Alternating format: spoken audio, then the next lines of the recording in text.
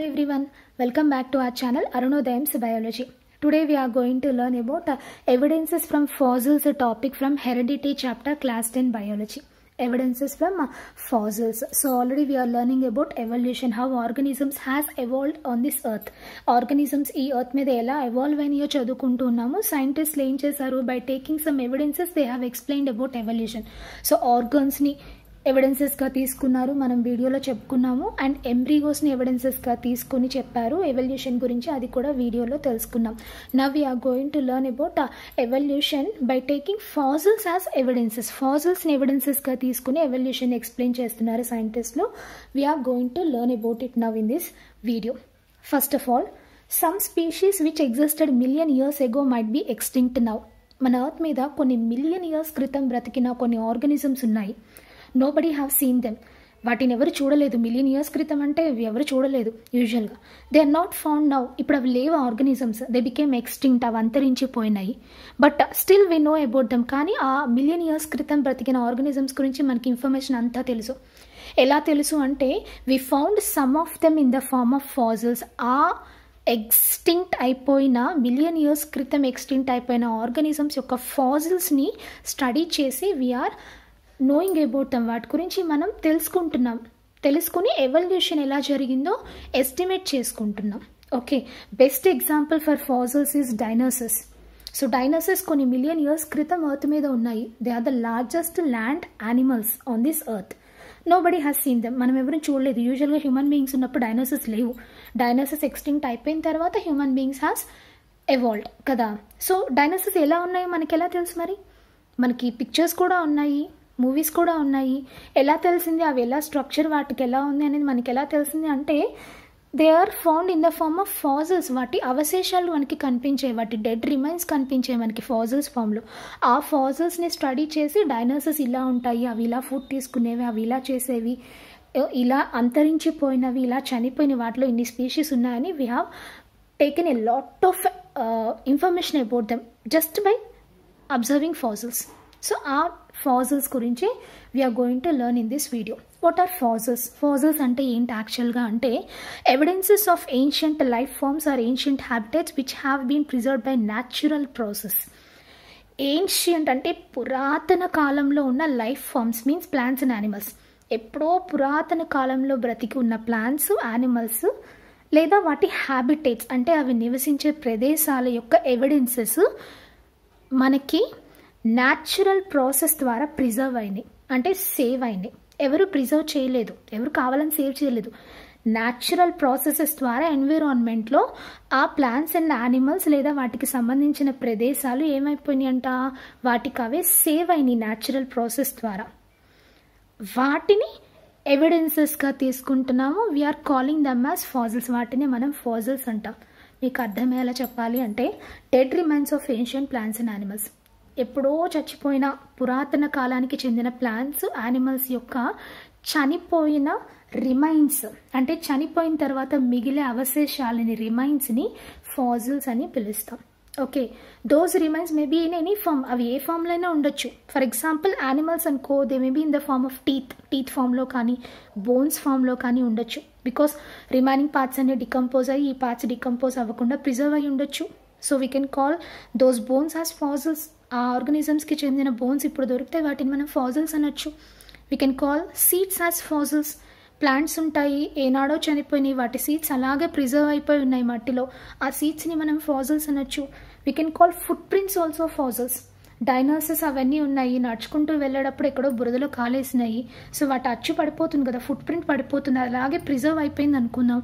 We can call that also as fossil. దాని నుంచి కూడా మనం లాట్ ఆఫ్ ఇన్ఫర్మేషన్ని గ్యాదర్ చేయొచ్చు. Ripple marks on the షోర్స్.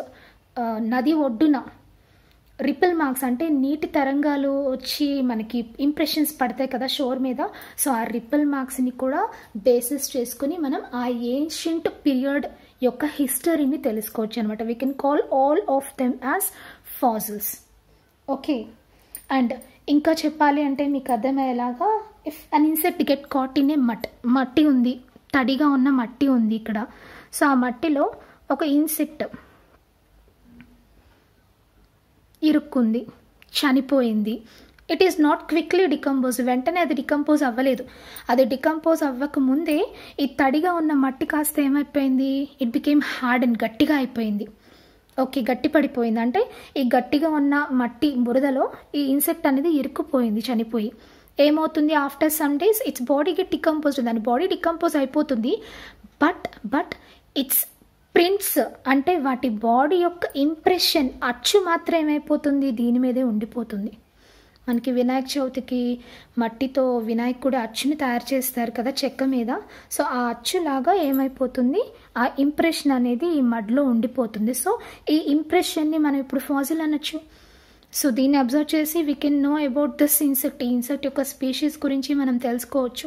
So we can call all these as fossils. Fossils అనేవి natural process ద్వారా ఇలా మనకి ఏన్షియంట్ ప్లాంట్స్ అండ్ యానిమల్స్ అనేవి ప్రిజర్వ్ అవుతాయి.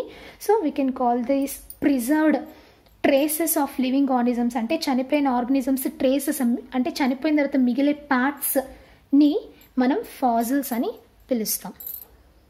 So the radioactive isotopes of these compounds, carbon, uranium, potassium యొక్క radioactive isotopes ఏం చేస్తాయి అంటే they will break at a known rate. ఒక certain rate దగ్గర అవి బ్రేక్ అవుతాయి. సో అవి బ్రేక్ అయ్యే ఆ రేట్ని ఎస్టిమేట్ చేసి సైంటిస్టులు ఏం చేస్తారు, ఈ ఫాసిల్స్ యొక్క ఏజ్ని కానీ రాక్స్, రాళ్ళు ఎప్పుడు తయారైనవి, ఒక పర్టికులర్ రాయి ఉంది అది ఎన్ని సంవత్సరాల క్రితం తయారైందని కానీ, లేదా they can know the age of minerals also. కొన్ని మినరల్స్ యొక్క ఏజ్ని, రాక్స్ యొక్క ఏజ్ని అండ్ ఈ ఫాసిల్స్ యొక్క ఏజ్ని కూడా ఎస్టిమేట్ చేస్తారు. ఈ ఎలిమెంట్స్ యొక్క radioactive isotopes certain rate దగ్గర బ్రేక్ అవుతాయి. సో దాన్ని బేస్ చేసుకుని వీళ్ళు ఫాజిల్స్ యొక్క ఏజ్ని ఎస్టిమేట్ చేసి చెప్పగలుగుతారు అనమాట. Best example is Kotasaurus. Kotasaurus అనే ఒక డైనోసర్ ఉంది. This is the magnificent dinosaur fossil which was found in Telangana state. So Telangana స్టేట్లో యమనపల్లి అనే విలేజ్లో, ఆదిలాబాద్ డిస్ట్రిక్ట్లో ఒక పెద్ద డైనోసర్ ఫాజిల్ కనిపించింది. దట్ ఈస్ కీటోసోరస్ అనే డైనోసర్కి సంబంధించిన, ఆ స్పీషీస్కి సంబంధించిన డైనోసర్ అనమాట. సో అది ఎంత హైట్ ఉంది అంటే 12 meters length and 5 meters height ఉంది. 14 meters పొడవు, 5 meters హైట్ ఉంది. It was still preserved in PM Birla science centre in Hyderabad. మనకి BM Birla science centre in హైదరాబాద్లో స్టిల్ ఈ కీటోసోరస్ ఫాజిల్ని ప్రిజర్వ్ చేశారు. చూడాలనుకుంటే అక్కడికి వెళ్ళి చూడొచ్చు. అయితే ఈ కీటోసోరస్ యొక్క ఏజ్ని కార్బన్ డేటింగ్ మెథడ్ ద్వారానే కనుక్కున్నారు. ఎన్ని ఇయర్స్ క్రితం బ్రతికి ఉండిందంట కీటోసోరస్ అనే డైనోసార్? 160 million years క్రితం లోవర్ జురాసిక్ ఏజ్కి చెందింది అని తెలుసుకున్నారు ఆ మెథడ్ని యూజ్ చేసి. 160 million years క్రితం లోవర్ జురాసిక్ ఏజ్లో బ్రతికి ఉన్న ఆ డైనోసార్ అని ఈ కార్బన్ డేటింగ్ మెథడ్ ద్వారా జియాలజిస్టులు ఎస్టిమేట్ చేసి చెప్పగలిగారు. So that is the greatness of carbon dating method. Okay, so ఈ ఫాజిల్స్ని యూజ్ చేసి మన ఎవల్యూషన్ ఎలా ఎక్స్ప్లెయిన్ చేస్తాము అంటే చూడండి, మీకు పిక్చర్ కనిపిస్తుంది. This is the picture of archaeopteryx. ఈ ఆర్గానిజం పేరు archaeopteryx. It looks like a bird and also like a reptile. అదొక బర్డ్ లాను కనిపిస్తుంది, ఒక రెప్టైల్ లాను కనిపిస్తుంది. మనకి వర్టిబ్రేట్స్లో మనకి ఫిషెస్, ఆంఫిబియన్స్ తర్వాత third one is reptiles. Reptiles తర్వాత ఎవల్యూషన్లో మనకి ఏవ్స్ వచ్చాయంటే బర్డ్స్ వచ్చాయన్నమాట. సో ఈ ఆర్గానిజం ఎలా కనిపిస్తుంది? It looks like a bird. దానికి ఫెదర్స్ ఉన్నాయి, వింగ్స్ ఉన్నాయి అండ్ బీక్ ఉంది. ఇవన్నీ చూస్తే మనకి వాటికి ఏవియన్ క్యారెక్టర్స్ ఉన్నాయి, అంటే బర్డ్ క్యారెక్టర్స్ ఉన్నాయి ఈ ఆర్గానిజంకి అనిపిస్తుంది. ఓకే, అండ్ దీనికి రెప్టైల్ క్యారెక్టర్స్ కూడా ఉన్నాయి. ఏంటివి? దే హ్యావ్ జా టీత్, అంటే దంతాలతో ఉన్న టీత్ ఉన్నాయి వాటికి. అండ్ ఇంకా టెయిల్ వర్టిబ్రే కూడా ఉందన్నమాట వాటికి. సో ఈ క్యారెక్టర్స్ అన్ని రెప్టైల్స్కి సంబంధించినవి. సో వాటికి రెప్టైల్స్కి ఉన్న క్యారెక్టర్స్ ఉన్నాయి, ఏవ్స్కి ఉన్న క్యారెక్టర్స్ ఉన్నాయి. So we can call this archaeopteryx as a connecting link between aves and reptiles. ఏవ్స్కి రెప్టైల్స్కి మధ్యలో ఒక కనెక్టింగ్ లింక్ ఈ ఆర్గానిజం అని చెప్పచ్చు. అంటే రెప్టైల్స్ ఎవల్యూషన్లో ఏవ్స్గా డెవలప్ అయ్యేటప్పుడు మధ్యలో వచ్చిన ఆర్గానిజమ్స్ అన్నటివి. అంటే అవి రెప్టైల్స్కి బర్డ్స్కి మధ్యలో ఫామ్ అయినాయి. అందుకే వాటికి రెప్టైల్ క్యారెక్టర్స్ ఉంటాయి అండ్ బర్డ్స్ క్యారెక్టర్స్ ఉంటాయి. సో దీన్ని బట్టి కూడా మనం ఆ ఆర్కియోప్టెరిక్స్ ఫాజిల్ని చూసి మనం ఎవల్యూషన్ జరిగింది, రెప్టైల్స్ ఏవ్స్గా ఎవాల్వ్ అయినాయి, ఎవల్యూషన్లో రెప్టైల్స్ నుంచి ఏవ్స్ వచ్చాయి అనే విషయాన్ని తెలుసుకోగలుగుతున్నాం కదా. So that is the greatness of fossils. So by taking fossils as evidences we can learn evolution గురించి మనం తెలుసుకోవచ్చు. That is about our video today. So ఈ వీడియోలో మనం ఏం చేసాము, ఫాజిల్స్ డెఫినేషన్ చూసాము. అసలు ఫాజిల్స్ ఎలా ఉంటాయి, మనకి బోన్స్ ఫామ్లో కానీ, టీత్ ఫామ్లో కానీ, ఫుట్ ప్రింట్స్ ఫామ్లో కానీ, రిపిల్స్ ఫామ్లో కానీ దొరుకుతాయని చెప్పుకున్నాము. ఇంకా స్టడీస్ గురించి తెలుసుకున్నాము. అండ్ కార్బన్ డేటింగ్ మెథడ్ ద్వారా ఏజ్ని ఎస్టిమేట్ చేయొచ్చు అని తెలుసుకున్నాం. అండ్ 2 ఎగ్జాంపుల్స్ చూసాం, ఆర్కియోటెరిక్స్ అండ్ కీటోసెరస్. సో కీటోసెరస్ ఏమో కార్బన్ డేటింగ్ మెథడ్ ద్వారా ఏజ్ తెలుసుకుంటామని తెలుసుకున్నాము. ఆర్కియోటెరిక్స్ ఏమో ఎవల్యూషన్ ఎలా జరిగింది రెప్టైల్స్ నుంచి ఏవ్స్కి అనేది ఫాజిల్స్ని చూసి కూడా చెప్పచ్చు అని అర్థమైంది. So that is about our video today. ఈ వీడియోలో మీకు ఎలాంటి డౌట్స్ ఉన్నా సరే నన్ను కింద కామెంట్ సెక్షన్లో అడగచ్చు. అండ్ ఈ వీడియో కనుక మీకు అర్థమైనట్టయితే లైక్ చేయండి, మీకు తెలిసిన 10th క్లాస్ ఫ్రెండ్స్కి షేర్ చేయండి. ఇంకా మీకు నా ఛానల్లో ఏ వీడియోస్ కావాలి, నా దానిలో లేవు బట్ మీకు ఆ ఎక్స్ప్లెనేషన్ కావాలి అంటే అది కూడా కామెంట్ సెక్షన్లో తెలియచేయండి, నేను డెఫినెట్గా వీడియో చేసి పెడతాను. అండ్ ఇలాంటి వీడియోస్ కోసం నా ఛానల్ని సబ్స్క్రైబ్ చేసుకుని పక్కనే ఉన్న బెల్ ఐకాన్ని యాక్టివేట్ చేసుకోండి. Thank you so much for watching. జై హింద్.